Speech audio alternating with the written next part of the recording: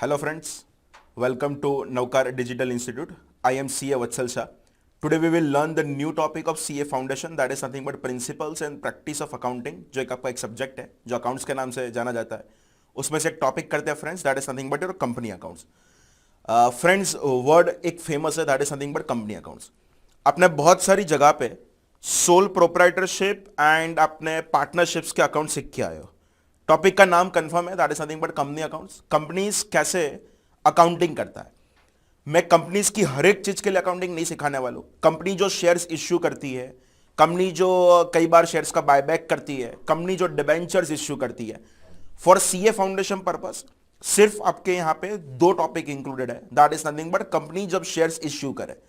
अच्छा फ्रेंड्स, मुझे ये समझाना है कि जब इश्यू करे तो भी कहने से वेरियस सिचुएशंस हो सकता है. कैसी वेरियस सिचुएशन वो भी समझाओ. कंपनी शेयर्स को इश्यू कर सकता है एट पार पर. कंपनी शेयर्स को कहने से प्रीमियम से इश्यू करे. अच्छा, 2013 के कंपनीज एक्ट के पहले कहने से वो शेयर्स को हम डिस्काउंट से भी इश्यू कर सकते थे. नो डाउट हम डिटेल में एक एक टॉपिक डिस्कस करेंगे. क्या शेयर्स अगर पार पर इश्यू करूं तो क्या होगा, शेयर अगर प्रीमियम पर इश्यू करूं तो क्या होगा, आज की सिचुएशन में शेयर डिस्काउंट पर इश्यू हो सकता है कि नहीं हो सकता, कंपनीज एक्ट 2013 क्या बोल रहा है, यह सब कुछ फ्रेंड्स डिस्कस करना है. पर यस, ये टॉपिक सीए फाउंडेशन के लिए ये डिफिकल्ट नहीं है अगर आप कंसेप्ट को प्रॉपर देख लो तो. फ्रेंड्स मैं आपको याद कराऊं, नॉर्मली जब आप कैपिटल रेस कर सकते हो in the form of proprietorship और इन द पार्टनरशिप, क्या एंट्री करते थे. Simple entry, that is nothing but cash और bank account debit to capital account. और पार्टनरशिप फॉर्म था तो कैश और बैंक अकाउंट डेबिट, जो पार्टनर्स का कैपिटल है उसका पार्टनर का कैपिटल अकाउंट यहां पे क्रेडिट करते थे. यहां पे थोड़ा सिचुएशन अलग होने वाला है, पर अगर चेक करो फाइनली एंट्री तो वही हो रहा है. मैं चैप्टर चालू करूं उससे पहले मैं उसका एक सिंपल, ये इजी है वो दिमाग में डाल दूं थोड़ा. अगर आपको 11th 12th अगर याद है, जब आप शेयर एप्लीकेशन के मनी जब मंगाते थे तब आप एंट्री करते थे bank account debit to share application account. And वो शेयर एप्लीकेशन का जो भी अकाउंट था वो फाइनली ट्रांसफर कहां पे करते थे, तो क्या शेयर कैपिटल में. अगर फ्रेंड्स दिमाग चले तो आपने एंट्री किया bank account debit to share capital account. क्यों? क्योंकि फर्स्ट वाली एंट्री में मैंने एंट्री किया था bank account debit to share application, then मैंने एंट्री किया share application account debit to share capital. अगर फ्रेंड्स पता चला तो शेयर एप्लीकेशन का अकाउंट हमारा क्लोज हो रहा है. वो अकाउंट हम एक टेम्पररी बेसिस के लिए ओपन करेंगे एंड फाइनली वो शेयर एप्लीकेशन का अकाउंट मेरा ट्रांसफर हो जाएगा शेयर कैपिटल में एंड वो अकाउंट क्लोज हो जाएगा. सेकंड स्टेज पार्टनरशिप फॉर्म में तो ये भी डिफिकल्ट था. कौन सा डिफिकल्ट समझाओ. हम दो पार्टनर बिजनेस चला रहे हैं, थर्ड पार्टनर का एडमिशन कुछ हो, तीन पार्टनर चला रहे थे, एक पार्टनर का रिटायरमेंट हो, एक पार्टनर का डेथ हो जाए, ये बहुत सारी अलग अलग सिचुएशन था. कंपनी अकाउंट में वो प्रॉब्लम है ही नहीं. फ्रेंड्स वो कंपनी अकाउंट में क्यों प्रॉब्लम नहीं है उसका रीजन समझाओ. अगर कोई भी एक पर्सन, मतलब कोई एक शेयर होल्डर अगर दूसरे शेयर होल्डर को ट्रांसफर कर रहे, मतलब आपका पार्टनरशिप के साथ अगर उसको मैं कंपेयर करूं तो एक पार्टनर मेरा रिटायर हुआ, दूसरा पार्टनर मेरा एंटर हो रहा है, पर यहां पे तो मेरा कंपनी अकाउंट में वो टेंशन है ही नहीं. रीजन, एक शेयर होल्डर अगर दूसरे शेयर होल्डर को अगर अपने शेयर को बेच दे, ये जो ट्रांजैक्शन हुआ ना फ्रेंड्स, वो तो दो शेयर होल्डर के बीच में हुआ. एंड फ्रेंड्स अगर ये ट्रांजैक्शन अगर दो शेयर होल्डर के बीच में हुआ तो उसमें कंपनीज को कुछ उसका अकाउंटिंग करने की जरूरत नहीं है. तो सिंपल अभी भी बोल रहा हूं, आपके दिमाग में अगर 1% भी ऐसा है कि कंपनी अकाउंट डिफिकल्ट है तो answer is no. Compare to partnership it is a very easy.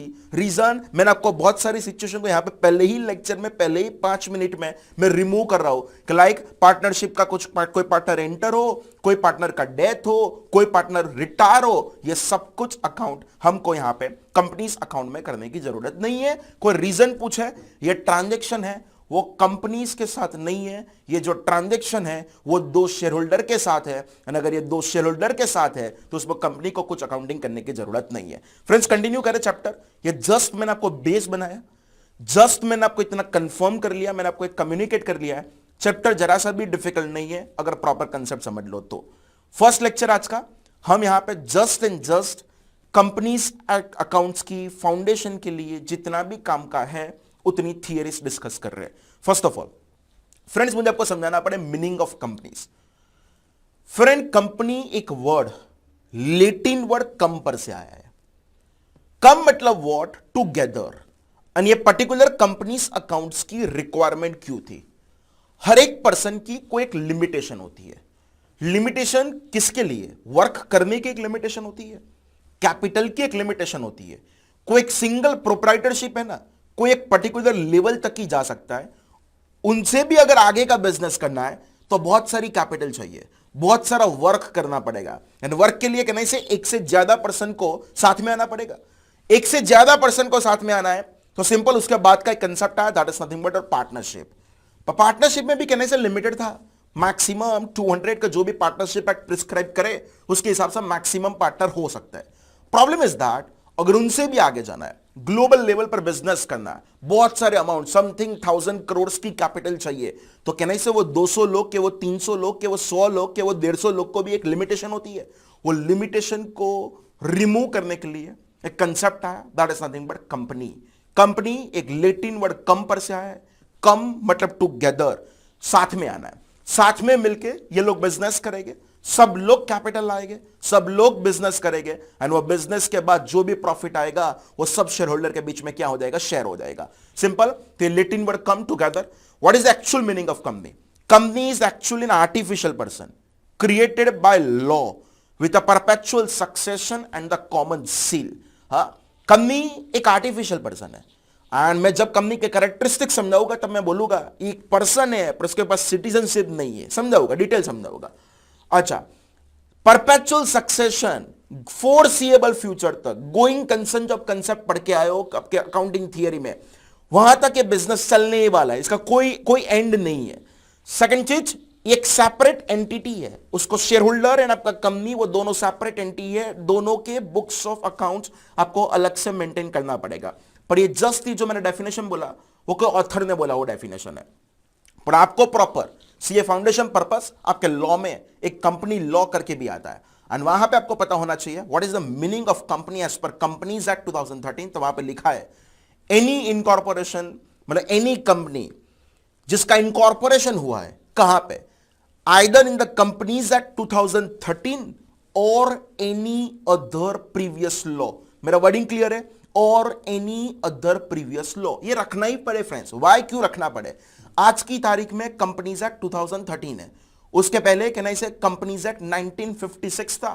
Companies act 1956 था, इट मे बी पॉसिबल कोई भी कंपनीज का इनकॉर्पोरेशन वहां पे हुआ है, आज की तारीख में भी वो कंपनी चल रही है। Various companies, various, Reliance, Tata, Birla, number of companies का इनकॉर्पोरेशन कंपनीज एक्ट 1956 में हुआ था, आज भी वो कंपनीज चल रही है, उसको भी हम कंपनी ही कंसीडर करेंगे। मतलब सिर्फ जिसका इनकॉर्पोरेशन अंडर कंपनीज एक्ट 2013 हुआ है उसको नहीं, और any other previous law, companies act 1956 और उसके भी पहले अगर कोई लॉ था तो उसके अंडर अगर आपका इनकॉर्पोरेशन हुआ है, सिंपल उसको हम कंपनी ही कंसीडर करेंगे।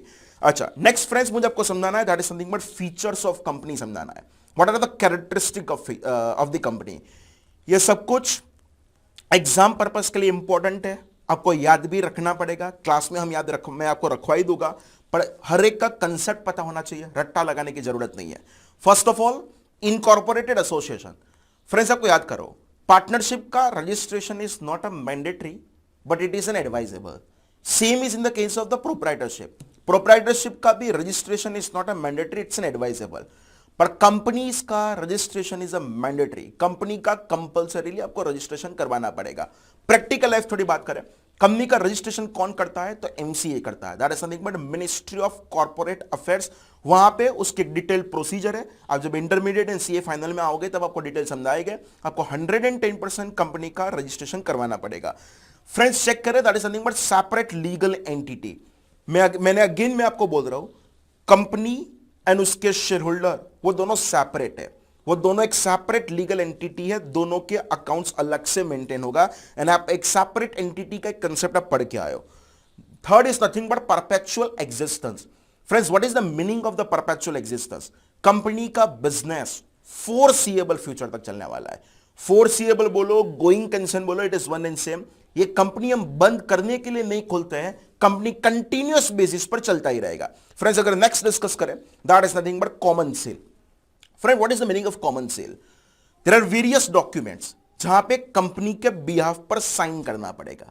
पर दिमाग क्लियर रखो friends, company is an artificial person, and if company is an artificial person तो कहने से कंपनी खुद तो साइन कर ही नहीं सकता, एंड अगर कंपनी खुद तो साइन कर ही नहीं सकता तो गारंटी बोल रहा हूं उसके बिहाफ पर साइन करेगा। कौन करेगा? कंपनी के डायरेक्टर्स करेंगे, कंपनी का मैनेजमेंट करेगा जो मैनेजिंग डायरेक्टर है। अच्छा, देयर आर वेरियस सिचुएशन जहां पे कंपलसरीली कोई बहुत सारी कंपनी में कंपनी सेक्रेटरीज को रखना पड़े, फाइनेंशियल स्टेटमेंट को वहां पे आपको कंपनी सेक्रेटरीज पे ही साइन चाहिए, मतलब कंपनी खुद साइन करने वाला नहीं है, वो एक आर्टिफिशियल पर्सन है, उसका मैनेजमेंट, उसका बीओडी है, वो कंपनी के जो भी डॉक्यूमेंट्स होगा, not only financial statement, there are various documents, वो डॉक्यूमेंट्स पर वो लोग साइन करेंगे। नेक्स्ट फ्रेंड्स अगर डिस्कस करें लिमिटेड लायबिलिटी, कंपनीज के शेयर होल्डर्स की लायबिलिटी लिमिटेड है फ्रेंड्स। कहां तक? तो जस्ट उनके शेयर की वैल्यू तक, उनके ऊपर उनका कोई टेंशन नहीं है, आपकी लायबिलिटी वहां पे लिमिटेड रहेगा। Distinction between the ownership and the management, actually every share holder are the owner of the company, पर कंपनी को चलाने वाले एक्चुअली शेयर होल्डर नहीं है, कंपनी को चलाने वाले उसका बोर्ड ऑफ डायरेक्टर्स है, पर फाइनली बोर्ड ऑफ डायरेक्टर्स को अपॉइंट कौन करता है? तो शेयर होल्डर ही करता है। पर यस, वो दोनों अलग है, वो दोनों पर्सन अलग है, owner and management is it separate, not a citizen. मैंने आपको बोला था company is an artificial person, तो उसको कोई कंट्री का सिटीजनशिप मिलने वाला नहीं है। ट्रांसफरेबिलिटी ऑफ शेयर्स, आराम से एक शेयर होल्डर दूसरे शेयर होल्डर को शेयर ट्रांसफर कर सकता है, उसके लिए कोई कंपनी की परमिशन नहीं लेना पड़ेगा। पर यस, जिस मोमेंट पे ट्रांसफर करो तो यस आपको इन्फॉर्म करना पड़ेगा, सिंपल, तो शेयर होल्डर्स के नाम वहां पे चेंज हो गए। मेंटेनेंस ऑफ बुक्स, कंपनीज के proper books of accounts maintain करना पड़े, कोई भी शेयर होल्डर जब चाहे तब वो कंपनीज का बुक्स ऑफ अकाउंट्स को वेरीफाई कर सकता है। And there are various rules के जहां पे कंपनीज को इंटरिम फाइनेंशियल रिपोर्टिंग करना पड़ेगा। मैं जब फ्रेंड्स बोल रहा हूं interim financial reporting, actually check करो तो कंपनीज में जो रुपए होते हैं वो जस्ट मैनेजमेंट के नहीं होते, कंपनी में जो रुपए होते हैं वो जस्ट बोर्ड ऑफ डायरेक्टर्स के नहीं होते, वहां पे तो कहने से नंबर ऑफ पर्संस ने अपने रुपए लगाए होते हैं। तो कहने से उसको ऑलवेज इंटरेस्ट होगा कि उन्होंने जो रुपए लगाए वो एक्चुअली बिजनेस में काम कर रहा है, वो एक्चुअली प्रॉफिट मेकिंग एंटिटी है। इफ यस तो ही कहने से आपके रुपए सेफ है। तो सिंपल, आपको आपके books of accounts proper maintain करना पड़ेगा, आपकी financial information time to time देना पड़ेगा। Actually in India we are preparing the annual financial statement, but there are various situation जहां पे कंपनीज को बुलाया कि आपको क्वार्टरली रिपोर्ट्स भी देना पड़ेगा। अभी वो सीए फाउंडेशन के लिए भी काम कर नहीं है। And the last is nothing but periodic audit. Again same logic, रुपए बाहर वालों ने लगाया है, बिजनेस कर रहा है, वो मैनेजमेंट कर रहा है, तो कहने से वो लोग जो बुक्स ऑफ अकाउंट्स प्रेजेंट करें उसमें एज ए चार्टर्ड अकाउंटेंट आपको किसी के पास, मतलब कोई चार्टर्ड अकाउंटेंट के पास आपको उसको ऑडिट करवाना पड़ेगा। जिस मोमेंट पे कोई भी सी ऑडिट करके दे फाइनेंशियल स्टेटमेंट तो पूरा दुनिया मान रहा है कि फाइनेंशियल स्टेटमेंट सही है। तो फ्रेंड्स आपको ये ध्यान रखना है, राइट टू एक्सेस इंफॉर्मेशन, आपको जब भी कंपनीज की कोई भी इंफॉर्मेशन चाहिए आपको उसका मिल जाएगा। तो simple, this are the nothing but features of the company. आपको ये एक लिस्ट एक बार हम याद कर ले फ्रेंड्स, कौन सा था? Incorporated association, separate legal entity, perpetual succession, common seal, distinction between the ownership and management, not a citizen, transferability of shares, maintenance of books, periodic audit and right to access information. Friends एक बार again check कर ले list. First is nothing but incorporated association, second is nothing but separate legal entity, third is nothing but perpetual access existence, fourth is nothing but common sale, fifth is nothing but limited liability, sixth is nothing but distinction between ownership and management, seventh is nothing but not a citizen, eight is nothing but that is nothing but transferability of shares, ninth is nothing but maintenance of books, 10th is nothing but periodic audit, and 11 is nothing but right to access information. हर एक friends में आपको summary बोल दूं, incorporated association मतलब registration is a mandatory, separate legal entity मतलब company and उसका management अलग है, परपेचुअल एक्सिस्टेंस मतलब फोर्सेबल फ्यूचर तक चलता ही रहेगा, कॉमन सेल जितने भी डॉक्यूमेंट्स है वहां पे आपका मैनेजमेंट साइन करके देगा, लिमिटेड लायबिलिटी शेयर होल्डर्स की लायबिलिटी लिमिटेड होती है जस्ट शेयर की वैल्यू तक, distinction between ownership and management दोनों अलग तरीके से काम करेंगे, not a citizen artificial person है, कोई सिटीजनशिप नहीं होगा, ट्रांसफरेबिलिटी ऑफ शेयर्स जो शेयर्स का जो भी ट्रांजेक्शंस है वो शेयर होल्डर के बीच में है और वो आराम से कर सकते हो, द मेंटेनेंस ऑफ बुक्स आपको books of accounts proper maintain करना पड़ेगा, पीरियोडिक ऑडिट सीए के पास से कुछ ऑडिट करवाना पड़ेगा, राइट टू एक्सेस इंफॉर्मेशन जब भी इंफॉर्मेशन चाहिए आपको इंफॉर्मेशन आराम से मिल सकता है। This is nothing but features of the company. Friends we already discuss the features of the company, let us now discuss that is something but types of company. There are various types of companies, मैं एक एक करके आपको समझा रहा हूं, उसकी definition friends हम डिस्कस कर रहे हैं. First is nothing but government company. Friends, what is the meaning of the government company? Central government और एनी स्टेट गवर्नमेंट के पास अगर कोई भी कंपनी के शेयर्स 51% से ऊपर है, मतलब I am talking about greater than 51%, then that company is known as a government company. Again repeat कर रहा हूं, सेंट्रल गवर्नमेंट और any of the state government के पास अगर कोई भी कंपनी के शेयर्स 51% से ऊपर है, simple, that company is a government company. Last में हम समरी बनाएंगे. नेक्स्ट चेक करें friends, what is the meaning of the foreign company. ये सब कुछ है, that is nothing but just for your knowledge. Foreign company मतलब what? That company is not incorporated in India, that is incorporated out of India, पर वो company का place of business in India है, that company is known as a foreign company. Repeat करो, foreign में क्या था? वो कंपनी का इनकॉर्पोरेशन इंडिया में नहीं हुआ है फ्रेंड्स, वो कंपनी तो बाहर की कोई कंट्री में बना है, पर उसका प्लेस ऑफ बिजनेस मतलब वो धंधा यहां पे आके कर रहा है, simple, that company is known as a foreign company. Next friends, private company, जहां पे शेयर होल्डर्स पे कुछ लिमिटेशन होगा. ऑब्वियसली कंपनी खोलने के लिए, प्राइवेट कंपनी के लिए मिनिमम 2 लोग चाहिए, बट कैन आई से अगर आपके लिमिट है, आपके शेयर होल्डर्स की लिमिट 200 या उनसे कम है, then that company is known as a private company. Let us discuss for the public company, जहां पे आपके पास मिनिमम 7 शेयर होल्डर चाहिए एंड जिस पर शेयर की कोई लिमिटेशन नहीं है. एक बार अभी तक का जो भी 4 कंपनीज हमने डिस्कस किया वो एक बार बोल दें. फर्स्ट इज नथिंग बट, अगर आपका कोई भी गवर्नमेंट कंपनी है, उसका मतलब व्हाट? सेंट्रल गवर्नमेंट और स्टेट गवर्नमेंट के पास 51% या उनसे ज्यादा शेयर चाहिए. Second is a foreign company that is not incorporated in India, पर उसका प्लेस ऑफ, वो इनकॉर्पोरेशन उसका आउट ऑफ इंडिया हुआ था, पर उसका place of business is in India. Private company, minimum 2 share holder चाहिए, maximum 200. Public company, minimum 7 share holder चाहिए, मैक्सिमम के लिए कोई लिमिट नहीं है. 1% कंपनी, नाम में लिखा है 1%, बस सिंपल, वहां पे एक ही पर्सन है, जो 2013 में ये लोग कंसेप्ट लेके आए थे, ओपीसी के नाम से बहुत फेमस है, 1% company. Next is nothing but small company. Small company मतलब व्हाट? जिसकी शेयर कैपिटल की लिमिट सेंट्रल गवर्नमेंट कंपनीज के रूल्स में प्रिस्क्राइब करेगी, एंड वो प्रिस्क्रिप्शन कितना रख सकती है, तो simple, minimum 50 lakh, maximum 5 crore, जो भी आज की तारीख में है वो आपको ध्यान रखना पड़ेगा. Small company. Listed company that is listed on any of the stock market in India, that is called the listed company. Subsidiary company मतलब कोई भी कंपनी के पास कोई कंपनी के शेयर 50% या उनसे ज्यादा है. आंसर इज नो, 50% से ज्यादा है. बहुत लोग फ्रेंड्स एक मिस्टेक करते हैं. कहां पे एक मिस्टेक करती है? गवर्नमेंट कंपनी में, और ये सब्सिडरी कंपनी में मिस्टेक करते हैं. मिस्टेक क्या हो सकता है समझो. गवर्नमेंट कंपनी में क्या होना चाहिए? सेंट्रल गवर्नमेंट और स्टेट गवर्नमेंट के पास ग्रेटर देन 51 बोला है, मतलब 51% से ज्यादा होना चाहिए. एग्जैक्ट 51 होगा तो नहीं चलेगा. सब्सिडरी में क्या लिखा है? सब्सिडरी में लिखा है that is nothing but greater than 50. मतलब ये ध्यान रखना, एक में 51 है, एक में 50 है, दोनों को कंबाइन मत कर देना. तो सिंपल, अगर मेरे पास कोई कंपनी के 50% से ऊपर शेयर है, then that company is known as a subsidiary company for me. पर उनके लिए मैं क्या बनूंगा? तो उनके लिए फ्रेंड्स मैं बनने वाला हूं that is nothing but holding company बनने वाला हूं. Next, unlimited company, company limited by shares, company limited by guarantee. Holding company जो मैंने आपको बोल दिया, ये नंबर ऑफ कंपनीज है. एक बार फ्रेंड्स मैं आपको रिपीट करवा दूं क्या था. सिंपल, गवर्नमेंट कंपनी मतलब आपके पास सेंट्रल गवर्नमेंट और स्टेट गवर्नमेंट के पास 51% से ज्यादा शेयर चाहिए. Foreign company that is not incorporated in India, that is incorporated out of India, पर जिसका place of business in India है. Private company, minimum 2 shareholder, maximum 200. Public company, minimum 7, maximum no limit. 1% company, जो भी बोलो एक ही shareholder है. Small company, central government उसका लिमिट प्रिस्क्राइब करेगा शेयर कैपिटल की. Listed company that is listed on any of the stock market in India. Holding मतलब सामने वाली कंपनी के, मतलब सब्सिडरी मतलब सामने वाली कंपनी के 50% से ज्यादा शेयर मेरे पास है, तो वो मेरे लिए सब्सिडरी होगा, पर मैं उनके लिए क्या होने वाला है? Holding. This is nothing but just some types of companies. एक बार जस्ट गो थ्रू कर लेना. अगर ये लोग आपको इसमें से कोई भी डेफिनेशन पूछ ले तो आपको वो पता होना चाहिए. फ्रेंड्स, कंपनीज के फाइनेंशियल स्टेटमेंट में क्या क्या चीज होगा तो मैं बोल दूं. कोई भी कंपनी जो अपने फाइनेंशियल स्टेटमेंट जो प्रेजेंट करती है वो शेड्यूल 3 के हिसाब से करता है. ये आपके सिलेबस में है.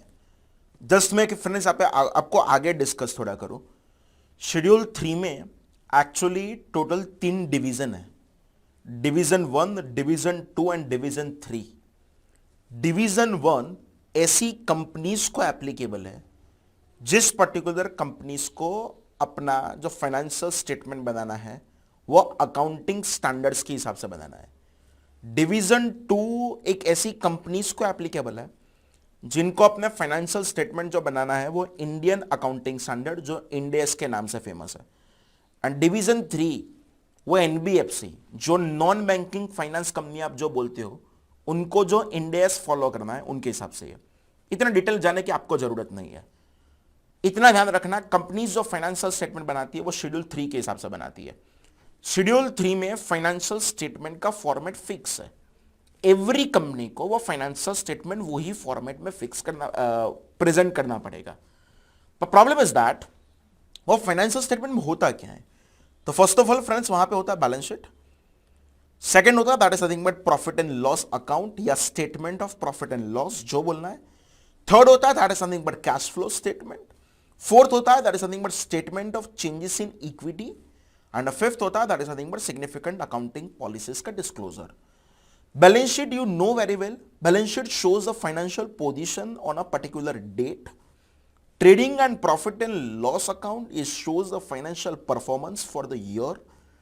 Cash flow statement आपको cash inflow and outflow का information देगा। वो भी 3 एक्टिविटी में से, that is nothing but your operating activity, investing activity and the financing activity. Statement of changes in equity मतलब what? करंट ईयर में अगर आपने कोई भी इक्विटी शेयर्स इश्यू किया है, कोई इक्विटी शेयर्स मतलब कोई आपने बोनस दिया है, कोई बायबैक किया है, कुछ भी हो सकता है। Not only for equity but also that disclose the changes in the reserves and surplus also. And the last is nothing but significant accounting policies. Friends accounting policies का डिस्क्लोजर चाहिए ही चाहिए। रीजन मैं समझाऊं, मेरे फाइनेंशियल स्टेटमेंट में लिखा है fix asset. For your knowledge fix asset का नाम चेंज हो गया है 2016 से, प्रॉपर्टी प्लांट एंड इक्विपमेंट हो गया है। पर वो प्रॉपर्टी प्लांट एंड इक्विपमेंट मेरे वहां पे लिखा है building. As a share holder आपको ये तो पता होना चाहिए ना कि मैंने जो बिल्डिंग लिखा है वो कहना से बिल्डिंग पर मैंने फ्रेंड्स डेप्रिसिएशन भी प्रोवाइड किया होगा। वो डेप्रिसिएशन मैंने कौन सी मेथड से किया है, वो मेथड जो होगा वो नोट्स टू अकाउंट जो सिग्निफिकेंट अकाउंटिंग पॉलिसीज का डिस्क्लोजर होता है वहां पे होगा। सेकंड चीज फ्रेंड्स, मैं जब बोल रहा हूं कि मेरे वहां पे क्लोजिंग स्टॉक इतने रुपीस का है, as a share holder you are always interested कि भाई तूने जो ये क्लोजिंग स्टॉक का कैलकुलेशन जो किया है वो फीफो से किया है, वेटेड एवरेज से किया है, लिफो से किया है, whatever you are following the policy, वो पॉलिसी का डिस्क्लोजर आपको नोट्स टू अकाउंट्स में देना पड़ेगा। फ्रेंड्स इतना समझना, फाइनेंशियल स्टेटमेंट 5 चीज, balance sheet, statement of profit and loss, cash flow statement, statement of changes in equity, and the last is nothing but significant accounting policies का disclosure. This is nothing but a part of financial statement. Next friends, मुझे आपको बहुत सारी definition समझाना है। First of all we will discuss about the share capital. Share capital में कहने से बहुत सारी चीज होती है। Authorized होता है, उसके बाद issued and subscribed होता है, उसके बाद called up होता है, उसके बाद पेड अप होता है, उसके बाद रिजर्व कैपिटल होता है। ये सब कुछ मैं समझा रहा हूं, समझना। एक फ्रेंड्स एग्जांपल दे, मेरे 1,00,000 शेयर थे मेरी कंपनी के, टोटल 1,00,000 शेयर 10 रुपए वाले। Simple, this is nothing but by our authorise share capital. Maximum 1,00,000 share, उसके ऊपर का कुछ नहीं। पता चल रहा है? तो कोई पूछे what is your authorise share capital, तो 1,00,000 शेयर into rupees 10, तो simple 10 lakh rupees is our authorise share capital. Assume कर लो 1,00,000 शेयर में से मैंने 70,000 शेयर्स मार्केट में इश्यू किए।